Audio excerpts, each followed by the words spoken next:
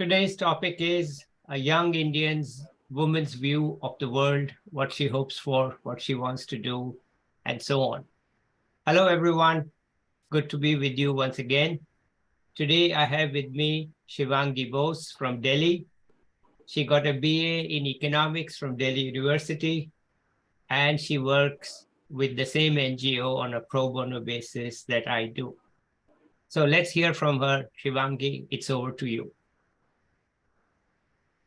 Thank you, Professor Mathur. It is an honor to be here, and thank you for having me. Before we begin, I'd just like to give a brief introduction about myself. I did my BA honors in economics from Delhi University, and now I'm looking to do my master's. I have received certain admits, but I'm just finalizing on that. Besides that, my interests lie in environmental economics, where I like to study how the practical aspects of the environmental goods are linked with the growth of the economy. So that is something that interests me, and that is what I'll be working on in the future as well. Um, Moving to the topic we discussed. So yeah, I will be talking about a young person's point of view, and it will not be very technical. It's just what I feel for the world and about the world. Uh, so yeah, let's start with that. So Okay, let let's us start. let us Yeah, go ahead, yeah, start. let us start with a prompt, right? Let us think of a child, say a child of 3 to 4 years old, who has just started going to preschool. Now, the first thing that probably comes to a person's mind is, of course, how cute they are. But after that, I think people start thinking about the kind of freedom that is attached to having a time of life in that period, isn't it? I think of that. But I think that those years, they're so carefree, these children, they're so naive, and they have the freedom to speak their opinions, to satisfy their curiosity about the world without the fear of being judged, right? Cut to 12 years later, you find this same child worrying about her future, about which college she will be joining, what kind of life will she be giving to herself and to her parents, and how she will handle the responsibilities that are attached with being a daughter in a family. This small girl who was once in a preschool might come and ask you why the sky is blue. But would this girl, who is now an adult, come and ask you why 1 plus 1 is 2? So this is a very small example to represent the limitations that the society forces on you when you're growing up. And although I do agree that there is the requirement of a common belief system, such as the laws, the education, and civil rights, to maintain peace and harmony, but this is attached with this tension, this restlessness, nervousness about being young and about seeing the world through your own lens. While you people say that, claim that you have the ability to you have the freedom to speak your opinions, but I don't think it lies true, because even if you do, you're judged so harshly on what you see, and you're called inexperienced, you're called immature, that it just curbs your voice, it just curbs your freedom. So even though there are laws that say that you can speak your voice, I don't think when it comes to the practical aspect it is exactly true. So, there is so much that a mind thinks of doing when the body is young. The eyes, they see a plane flying in the sky, and the mind imagines it sitting in the pilot's seat. The eyes, they see a person in uniform and wonder what the person will do if given that chance. There is a certain kind of privilege that about being young that cannot be taken for granted by this person or by the society as a whole. But it's the power to hope, you know it's the power to do anything, to be anything, to want and get anything, that makes a young person different from other generations. Almost every young adult at least thinks of making a difference in this world, but when they start to apply it and when they start to work on it, uh, things fall out in the process. uh, even if they think of something, making something happen, something on a large scale or even on a minute scale, most of them fall out. Why? My question is, does this energy go? What started with this spark in mind and this brilliance, this innovative energy, where does this energy and enthusiasm die? So I feel that this is what the more experienced people, or our society leaders, as we call them, should tap. The excitement of being young should be given a direction, a way to unfold itself. Involving the youth and young people in important matters, suppose policy matters or leadership matters, will challenge them to become better citizens. And when they know that their actions and words are going to have an impact, they start to work really carefully and considerately on it, you know. But of course this whole thing can take a total u-turn where this whole energy can be given a completely opposite route, where we find, you and I, we see that people, 18-year-old students, 20-year-old students are involved in all sort of illegal crimes, drugs and all. Not I need not explain about that. But my point is that when this energy is put to good use, this ethical use, people have the power to make an impact, to work hard in the right direction. And that is the motivation that we need to give to young people. That if you do something right, the society is there to support you. You go ahead, we will support you, we will give you whatever you need, but you put that energy to good use. They need to know that if you want to achieve something, you need to work hard for it. There is just no shortcut for it. Of course, that's how nature works, and you cannot go against nature. So, of course, you cannot expect to see results overnight or over a period of time. You have to be at it for 1 year, 2 years, for as long as it takes. Just be consistent with it, and one day you will start seeing results. So that, I feel, that is the way it has to be, and that is what has to be explained to young people, that just having educational degrees does not guarantee you a job, especially in this huge competitive space, especially in India. If you're just a graduate, or if you have a 12th pass higher secondary degree, that will not guarantee you a job, and you have to be self-sustaining enough in order to make a living for yourself.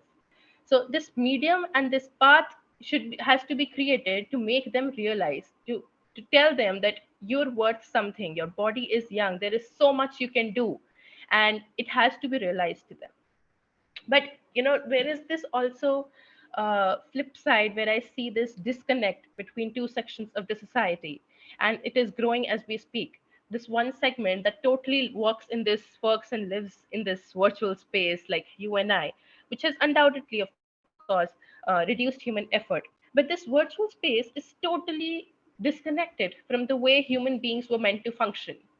And then there is this whole other segment that is hardly aware of these technological developments in the world.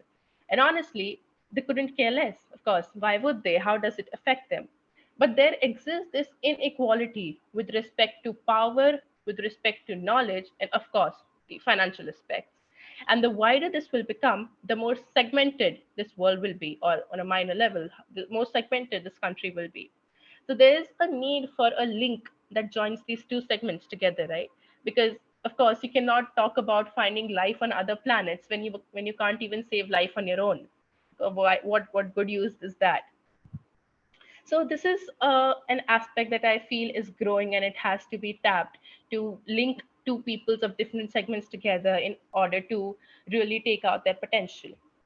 um, but when I think of my future, I do have certain inhibitions, like everyone else, like those with regard to my freedom of speech, with working and getting paid equally in a professional space, and having a space where everyone is respected.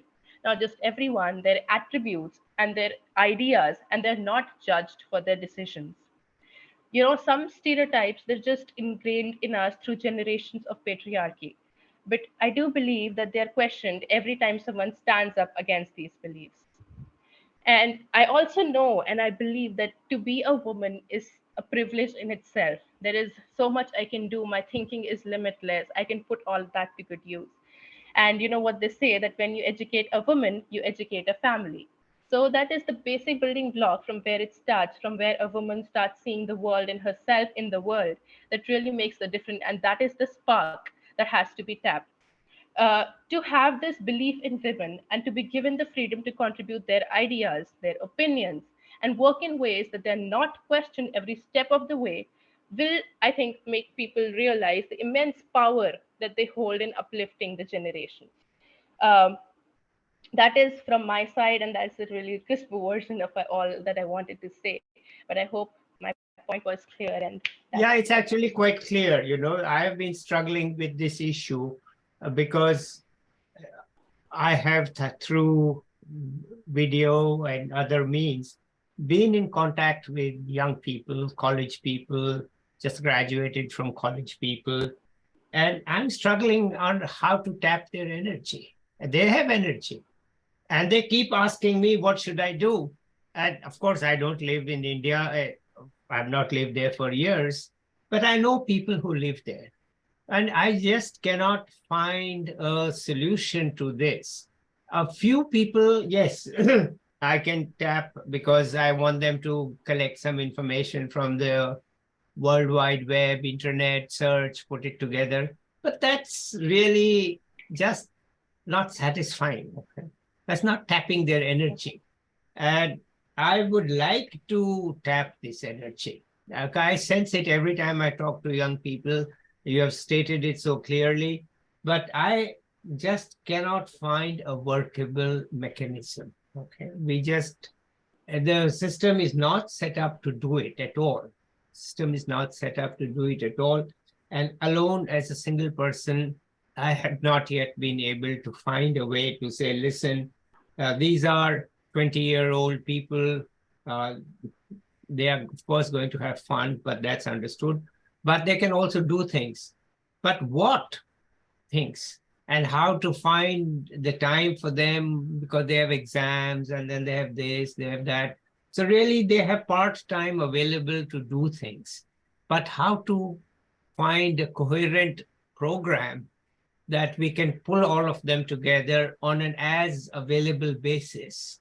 It has to be on an as available basis because when they have exams, they're going to study for the exams. And so I must say that your message resonates with me. And I must also say that I have tried, but so far I have failed. There is no dent that I have been able to make. There are people who are assistant professors who are doing their PhD. They write to me, they talk to me, they ask me, and I don't know what to say because I just have not found a solution. So I think you have posed the problem very well, that there is, and of course, the thing is that there are enough young people in India who are very qualified. They are world class, actually. But the system is not giving them the opportunity to do world class work. Okay? This is the problem. That they are world class people. They know everything that anybody anywhere in the world knows. Okay, they are able to think in the same way. They're able to analyze, and they want to act. But act where? Act what? And I can say that I hope other people listen and help me find an answer because I don't have the answer. But anyhow, uh, my minuscule contribution is that when I set up this system, I decided that I would give young people the voice so that they have a platform on which they can say what they want to say. And we don't set the topic for you. You set the topic and you say what you want to say. And I hope to have many more people worldwide, not just from India, not just women, worldwide. Anybody, I'm looking to have them give this option to come here and speak. And let's see if that itself unites people, young people, so that they can come together. There are economics clubs and this club and that club, but they're all too small. They aren't really going to do anything. But that's it from me. If you have some final words of wisdom that you want to share, I'll be happy to have those. Or something that you can tell us what you enjoyed so far in college life, high school, something that brings out the lighter side of life. I'll be happy to hear that. Otherwise, we can end it now. It's up to you. Oh, what I first of all, I'd just like to say that, how you mentioned that you are giving the opportunity to young people, even if at a minor scale. But I think that counts. That counts to the bigger picture. And if, the young people, they start to feel that they are being heard, I think that can really go a long way to uh, making the society benefit from their energy, their enthusiasm. And I think that is what we need in today's world. As far as how I had fun in college, I try to find fun in every situation. So it's not like I'll do something if it's not fun for me.